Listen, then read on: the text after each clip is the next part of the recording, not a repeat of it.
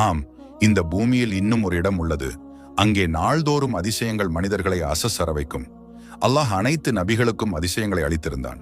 அவை அல்லாஹ்வின் சக்தியும் கருணையும் வெளிப்படுத்தும் சாட்சிகள். பொதுவாக நபிகள் வஃபாத் ஆகும் போது அந்த அதிசயங்களும் நிறைவடையும்.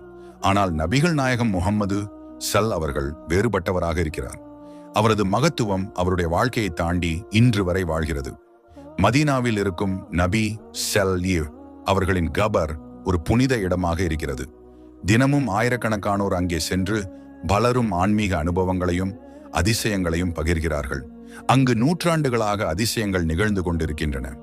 683ஆம் ஆண்டு யசீத் படைகள் மதீனாவை தாக்கியது.